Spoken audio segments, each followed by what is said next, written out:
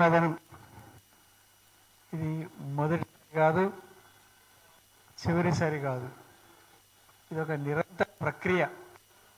ఇప్పటిదాకా అయితే మన ఓబీసీలు, బీసీలు, ఆయా కులవృత్తుల్లో ఉండేవాళ్ళు ఓటు యొక్క విలువ తెలుసుకొని తమ సామాజిక వర్గాల వారిని ఎన్నిక చేసుకోవడం కోసం చైతన్యవంతంగా ముందుకొచ్చినప్పుడు అధికారం చేపట్టేదాకా నడుస్తుంటుంది. అధికారం చేపట్టిన తర్వాత ఆయా సామాజిక వర్గాలకు ఏమేమి చేయాలనేది కూడా ప్రణాళిక చేయాల్సి ఉంటుంది. అది పిఎల్ విశ్వేశ్వరరావు గారు, ఆచార్య మురళీ మనోహర్ గారు, భాగయ్య గారు అనేక సిద్ధాంతాలని అధ్యయనాలు చేశారు. వాళ్ళు ముందుకు తీసుకొస్తారు. నా ప్రతిపాదన ఏమిటంటే, ఒక 30 సంవత్సరాల నుంచి రాజకీయ అధికారం రాలేదు. సరే, మనుషులే కదా, ఓటు హక్కు అందరికీ ఉంది కదా, కనుక సామాజిక వర్గాల వారీగా బడ్జెట్లు కేటాయించేయాలి అన్నాను. మనకి 52% బీసీల జనాభా అంటున్నాము. కనుక 1,00,000 కోట్ల బడ్జెట్ ఉంటే 52,000 కోట్లు బీసీలకు కేటాయించాలి.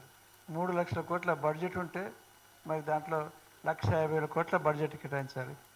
బీసీల పేరు మీద 5,000 కోట్లు, 6,000 కోట్లు బడ్జెట్ కేటాయిస్తున్నారు. అది కూడా ఖర్చు పెట్టట్లేదు. అందువల్ల మొట్టమొదట జీవన ప్రమాణాలు పెరగడానికి, రాజ్యాధికారం కూడా దేనికి, జీవన ప్రమాణాలు పెరగడానికి, అందరికీ కూడు గుడ్డ నీడ, ఆత్మగౌరవం, పిల్లలందరూ బాగా చదువుకోవడం, ఆరోగ్యంగా ఉండడం, ఉచిత విద్య, ఉచిత వైద్యం, ఆ తర్వాత గృహ వసతి అందరికీ సమానంగా అందడం. మనం 14వ ఆర్టికల్, భారత రాజ్యాంగంలో 14వ ఆర్టికల్, 15వ ఆర్టికల్, 16వ ఆర్టికల్. భారత రాజ్యాంగంలో 395 ఆర్టికల్స్ ఉన్నాయి. 19 ఆర్టికల్లో ఈ భావ ప్రకటన స్వేచ్ఛ అంటే పత్రికా స్వేచ్ఛ అనేది ఒకటి ఉంది. అది కలుపుకుంటే మనకు బీసీలకు ప్రధానంగా ఉపయోగపడి భారత రాజ్యాంగంలో 395లో కొన్ని తీసేశారు, 379, కానీ సంఖ్య అట్లే ఉంటుంది. అయితే మనకు ఆ లెక్క ప్రకారంగా తీసుకుంటే 14, 15, 16 ఆర్టికల్సే మనకు చాలా ముఖ్యమైనవి భారత రాజ్యాంగంలో. వీటిలో ఇటీవల కాలంలో ఈడబ్ల్యూఎస్ అనేటువంటి 5వ పేరాన్ని చేర్చడం జరిగింది. ఈ ఈడబ్ల్యూఎస్ చేర్చిన తర్వాత దాంట్లో ఈ బీసీ, ఎస్సీ, ఎస్టీలలో చేరిన వాళ్ళు ఇందుకు వర్తించదు అని పెట్టినారు. ఎకనామికలీ వీకర్ సెక్షన్స్ అయినప్పుడు అందరికి వర్తించారు కదా, అదనంగా సోషల్లీ బ్యాక్వర్డ్ కదా మిగతా వాళ్ళంతా, ఎస్సీలు, బీసీలు, ఎస్టీలు, కానీ అది పెట్టినారు. అది రాజ్యాంగ విరుద్ధమైనటువంటి ప్రక్రియ. సుప్రీంకోర్టు కూడా తలకాయ ఊపేసింది సరే అని. దానివల్ల బీసీలు చాలా నష్టపోతున్నారు. ఎట్లా? 50% రిజర్వేషన్లు దాటకూడదు, సరే ఓకే. ఆ మిగతా 50%లో క్రీమీ లేయర్లో మన ప్రొఫెసర్ ఈఎల్ విశ్వేశ్వరరావు గారు కావచ్చు, మురళీ మనోహర్ కావచ్చు, వాళ్ళ పిల్లలకి ఈ ఓపెన్ కాంపిటీషన్లో మాత్రమే రావాలి. ఓపెన్ కాంపిటీషన్ అంతా 40%. 50%లోకి వెళ్ళి 10% వాళ్ళు తీసుకున్నారు కూడా 40%. అంటే 10% బీసీలు అవకాశం కోల్పోయినారు ఓపెన్ కాంపిటీషన్లో. ఇది చాలా మంది గమనించడం లేదు. అంటే 10 సీట్లలో కనీసం ఓబీసీలు ఒక 5-6 సీట్లు గెలిచేవాళ్ళు. అవి ఎంబీబీఎస్, ఇంజనీర్ కావచ్చు, ఉద్యోగాలు కావచ్చు, ఐఏఎస్ కావచ్చు, ఐపీఎస్ కావచ్చు, ఏదైనా సరే. అట్లా మనకు దాంట్లో ఈడబ్ల్యూఎస్ లేకపోవడం వల్ల పోయింది. 14, 15, 16 ఆర్టికల్స్ని మనం క్షుణ్ణంగా అధ్యయనం చేసి సుప్రీంకోర్టులో, హైకోర్టులో వేయాలి. జస్టిస్ ఈశ్వరయ్య గారు సుప్రీంకోర్టులో అది సరైనది కాదని ఒక కేసు వేసినారు.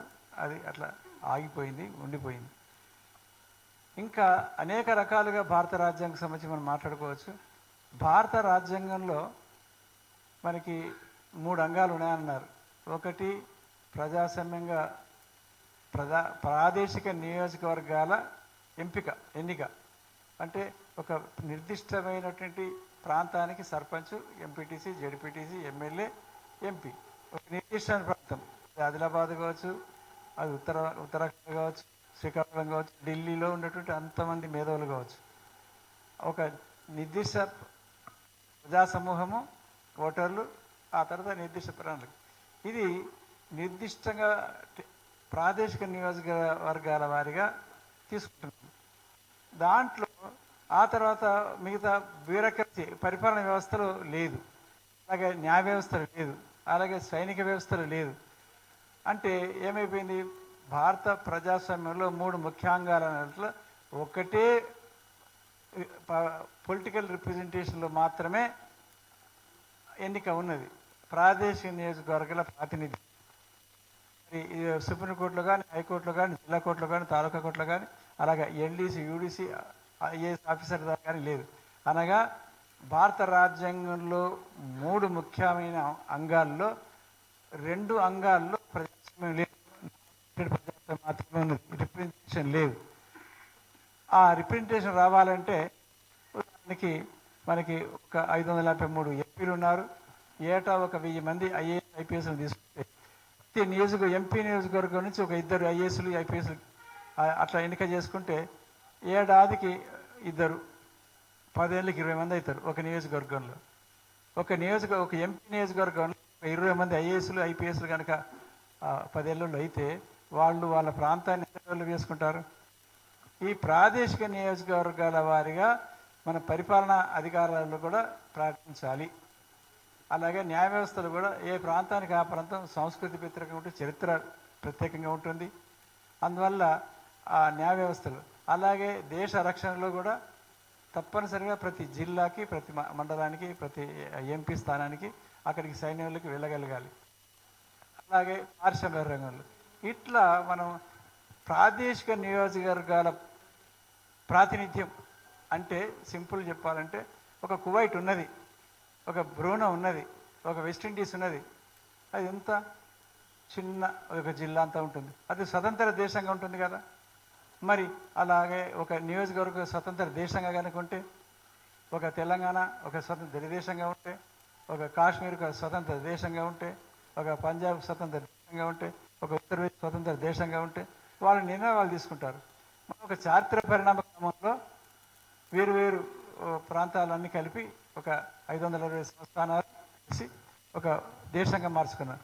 యూరోప్లో ఇట్లా లేదు, వాళ్ళు ఏర్పడ్డారు. వాళ్ళు ఫ్రాన్స్ వేరైపోయింది, ఇంగ్లాండ్ వేరైపోయింది, జర్మనీ వేరైపోయింది, అన్నీ వేరైపోయింది. మన దగ్గర ఆ భాషల ప్రకారం వేరైపోయింది, మన దగ్గర అన్నీ కలిసిపోయినాయి పరిపాలన వ్యవస్థలు. అందువల్ల కలిసి ఉన్నప్పుడు పైన వాళ్ళు అంతర్గత వలసవాదానికి మేమే ఢిల్లీలో ఉన్నవాళ్ళు, పాట్నాలో ఉన్నవాళ్ళు, కలకత్తాలో ఉన్నవాళ్ళు, చెన్నైలో ఉండేవాళ్ళు ఐఏఎస్లు, ఐపీఎస్లు అన్నీ సంపాదించుకుంటే ఎట్లా. అందువల్ల ప్రాదేశిక నియోజకవర్గాల వారీగా అన్ని రంగాలు ఎన్నికలు జరగాలి, ఎంపిక. అంతేకాకుండా సామాజిక వర్గాల వారిగా ఎంపిక. ఆ తర్వాత మనకి జ్యుడిషియల్ రంగం. చైనాలో 2980 మంది పార్లమెంటు సభ్యులు ఉన్నారు. దానికి పార్లమెంట్ వేరే పేరు ఉన్నది, 2980. వాళ్ళకన్నా మన జనాభా 3 కోట్లు ఎక్కువ ఉంది, 143 కోట్లు.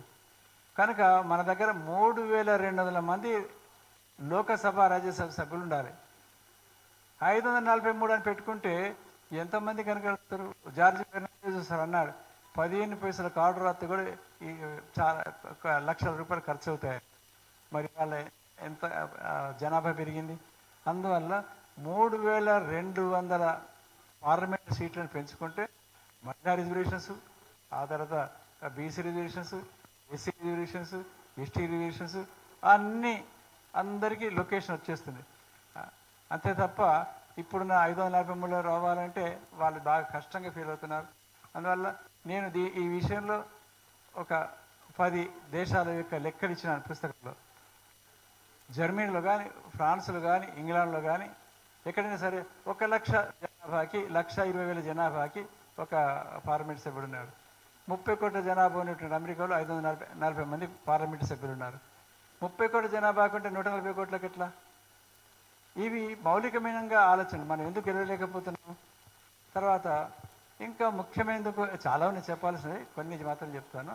ఆ తర్వాత మన పిల్లలకి ఉద్యోగాలు ఉంటేనే, జీవన ప్రమాణాలు ఉంటేనే గట్టిగా మాట్లాడతాం. ఆ తర్వాత మన వారిని గెలిపించుకుంటాం. ఆ లెక్కలో కనుక చూసుకుంటే మనకి ఇప్పుడు ఒక ఐఏఎస్ పరీక్ష ఉంది, బ్యాంక్ ఎగ్జామినేషన్ ఉంది, రైల్వే ఎగ్జామ్, అన్నిటికీ డిగ్రీయే ఒక మినిమం క్వాలిఫికేషన్ అయినప్పుడు, అర్హత అయినప్పుడు వేరువేరుగా ఎందుకు పెట్టాలా? అన్నిటి కలిపి ఒకటికే పెట్టి 1000 మందికి ఐఏఎస్ 1001 నుంచి గ్రూప్ 1, 3001 నుంచి గ్రూప్ 2 అను, ఆ తర్వాత 4000 5000 నుంచి గ్రూప్ 3 అను, 4 అను. ఈ పద్ధతిలో తీసుకుంటే ఇన్ని పరీక్షలు రాయాల్సిన అవసరం లేదు. వాళ్ళందరినీ మళ్ళీ నువ్వు బ్యాంకుకి తీసుకుని బ్యాంకులో 2 సంవత్సరాలు ట్రైనింగ్ ఇచ్చుకో, 2000 ఇచ్చుకో, వాళ్ళు ట్రైనింగ్ ఇచ్చుకో, ఏమైనా చేసుకో. అందువల్ల ఈ ఈ విధానంలో మనం ఈ 20 సార్లు పరీక్షలు రాసుడు, ఆ తర్వాత పరీక్ష ఎత్తిపోవుడు, ఇవన్నీ కష్టపెట్టడానికి కోసమే కదా. గ్రామీణ ప్రాంతాల్లో ఇవన్నీ అందుకోవడం, తెలుసుకోవడం, రాయడం సాధ్యమవుతుందా? ఫీజులు కట్టడం. అందువల్ల ఒక అర్హతకి ఒకటే పరీక్ష పెట్టుకొని అందరు కలిసి పంచుకోవాలి. ఎంతమంది ఉద్యోగాలు ఏటా ఒక క్యాలెండర్ పెట్టుకొని ఇచ్చుకోవాలి. ఇది ఆ తర్వాత ఒకటి పార్లమెంట్లో, శాసనసభలో సీట్లు పెంచాలి. అన్నిటికన్నా ముఖ్యమైన చాలా మంది మర్చిపోతున్నారు, అదేంటి పార్టీ ఫిరాయింపు నిరోధక చట్టం. రాజీవ్ గాంధీ ప్రధానమంత్రి అయ్యి 400 పైగా సీట్లు వచ్చిన తర్వాత ఎక్కడ వెళ్ళిపోతారో అనుకున్నాడేమో.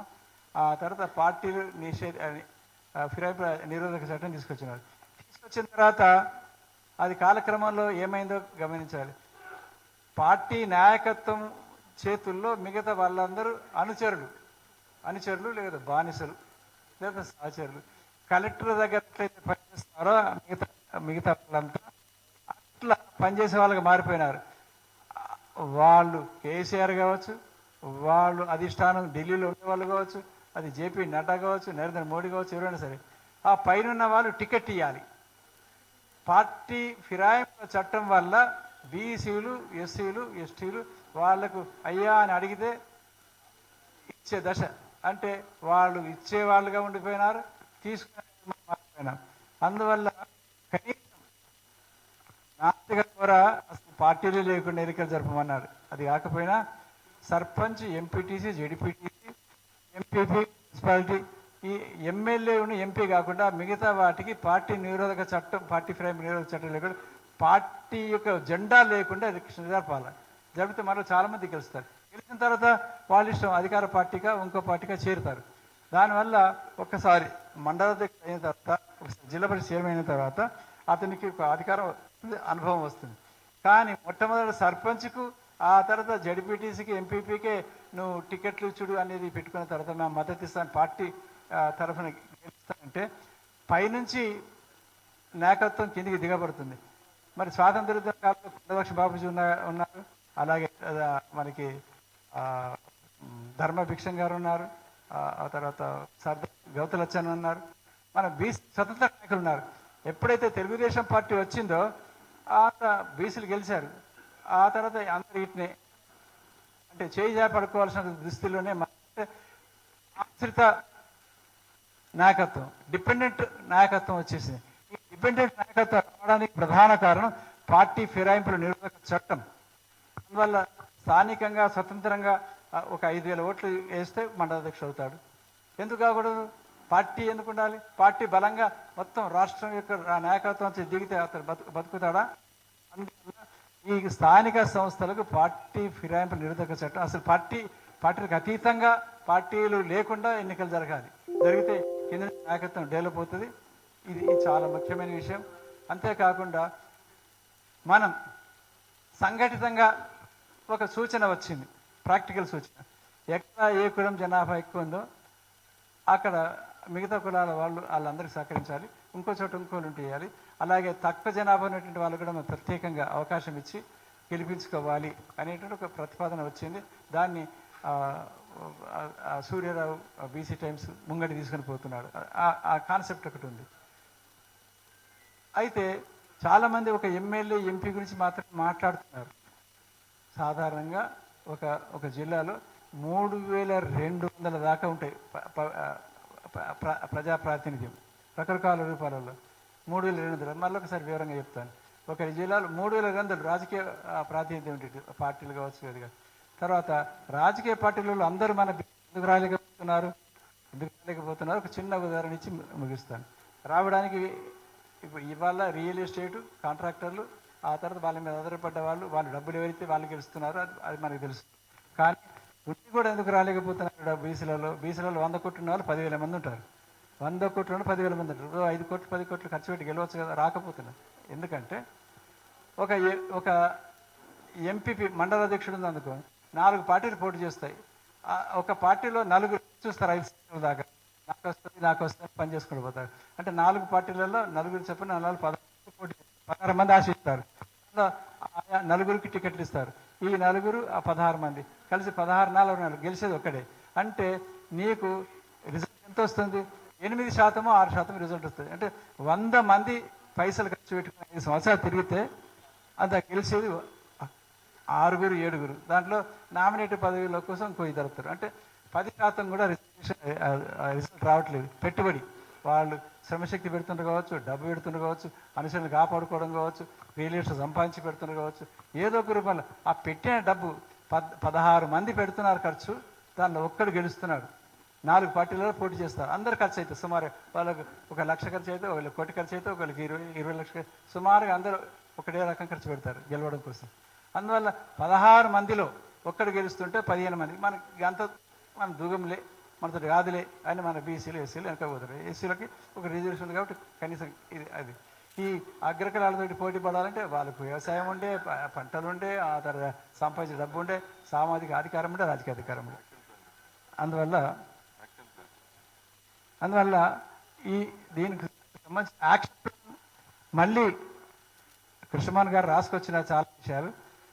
యాక్షన్ ప్లాన్ మనకి ఒక అనుభవం ఉన్నది. ప్రత్యేక తెలంగాణ రాష్ట్ర ఉద్యమం, మళ్ళీ తెలంగాణ ఉద్యమం జరిగింది. దీంట్లో అనేక 36 సంఘాలు 1996 నుంచి పనిచేసినాయి. 2001 నుంచి మళ్ళొక మలుపు తిరిగింది. అప్పుడు టీఆర్ఎస్ వచ్చింది, విజయశాంతి వచ్చింది, ఆ తర్వాత ఆలయ నరేంద్ర వచ్చినాడు, ఇంకొన్ని పార్టీలు వచ్చినాయి. చివరికి పోతూ ఒకటి మిగిలింది. ఆ తర్వాత అందరినీ కలపకపోవచ్చు, కలుపుకొని పోయింది కావచ్చు. మొత్తంగా రకంగా కాంగ్రెస్ తోటి ఒప్పందం పెట్టుకొని అక్కడికి వచ్చినాడు. ఈ ప్రాసెస్ నుంచి మనం యాక్షన్ ప్లాన్ తీసుకుంటాం. ఇదొక్కటే కాకుండా మాన్యశ్రీ కాన్శ్రామ్ గారు తీసుకొచ్చిన ఒక ప్రాసెస్ ఉంది. అలా మాయావతి ఉత్తరప్రదేశ్లో గెలిచిన ప్రాసెస్ ఒకటి ఉంది. ఉత్తరప్రదేశ్లో మాయావతి గెలిచిన ప్రాసెస్ ఎట్లా ఉంటుంది ఎన్నికలలో అంటే, అది నేను ఉత్తరప్రదేశ్లో యూపీలో బీఎస్పీ గెలుపు అని ఒక పుస్తకం రాసిన. అదంతా అద్భుతంగా ఎట్లెట్లా చేశారు వాళ్ళు అని. ఏం లేదు, మేము కత్తి పద్మారావు మేము ఆంధ్ర ప్రాంతంలో ఒక 6 జిల్లాల్లో మహిళా సంఘం పెట్టి ఒక 9 లక్షల మందిని ఆర్గనైజ్ చేయడం జరిగింది. 10 మందికి ఒక లీడర్. ఆ 10 మంది వివరాలు ఆ మహిళా నాయకురాల దగ్గర ఉండాలి. ఆమె దగ్గర పెద్ద ఫైల్ ఇట్లా పట్టుకొని ఉండాలి, ఆ పేర్లు వాళ్ళ వివరాలు. అట్లా ఆ ఉత్తరప్రదేశ్లో మాయావతి అట్లా ఆ పద్ధతిలో నియోజకవర్గం పోలింగ్ బూత్ ప్రకారం పోలింగ్లో 8 ఓట్లు ఉంటాయి. 80 మందిని తయారు చేసి పెట్టినారు. సరిగ్గా దీన్ని తీసుకొని బీజేపీ మాయావతి తీసుకొచ్చినటువంటి దాన్ని తీసుకొని ఆ తర్వాత ఆచరిస్తుంది. అంటే ఓటర్ లిస్టు ఒక పేజీకి ఒక 2 లీడర్లు, అది నువ్వే చూసుకోవాలని. ఈ పద్ధతి యాక్షన్ ప్లాన్ రావడానికి మొట్టమొదట మనకి సహాయం చేసేటువంటి మన వాళ్ళని వెతుక్కోవాలి. మన పెట్టుబడిదారు రాజకీయాల్లో మన వాళ్ళు పైకి రావాలని చెప్పి మనం సంపాదించిన వాళ్ళు పెట్టుబడికి రావాలి. వాళ్ళను ప్రతి కులంలో ఉన్నారు, వాళ్ళని కన్సల్ట్ చేయాలి. ఈ విషయంలో వి ప్రకాష్ గారు ఒక ప్రయత్నం చేస్తున్నారు మున్నూరు కాపు సంఘంలో. ఆ వివరాలు మళ్ళొకసారి మాట్లాడుకుందాం. ఈ యాక్షన్ ప్లాన్కు మనం ఒక 4-5 రకాల ప్లాన్లు ఉన్నాయి. ఎక్కడికక్కడ మనం వర్క్ చేసుకోవచ్చు. అన్నిటికన్నా ముఖ్యంగా అందరికీ భారత రాజ్యాంగం ఓటు యొక్క విలువ తెలియాల్సిన అవసరం, చెప్పాల్సిన అవసరం. అందుకే నేను భారత రాజ్యాంగ ముఖ్యాంశాలను ఒక చిన్న పుస్తకంగా రాసినటువంటి పెద్ద పుస్తకాన్ని అది ఒక 50 రూపాయలు పెట్టేసిన అందరికీ మీరు తలా 10,000 కాపీలు తీసుకొని అచ్చు వేసుకొని మీరు గ్రామీణ ప్రాంతాలకు పంచండి. ఆ తర్వాత యాక్షన్ ప్లాన్ దానంతట తయారు మనవి చేస్తూ ఈ మేధోమనానికి ఇచ్చేసినటువంటి మీ అందరికీ హృదయపూర్వక అభినందనలు తెలియజేస్తున్నాను. ఈ అవకాశం వచ్చి నాకు ధన్యవాదాలు. రాములు గారు. ఇప్పుడు పెద్దలు